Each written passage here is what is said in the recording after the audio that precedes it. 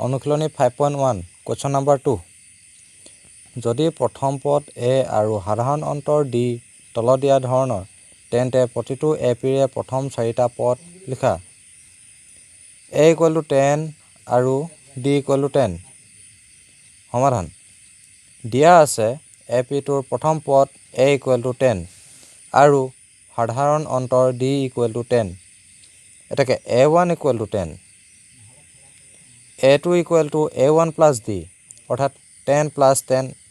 = 20 a3 = a2 plus d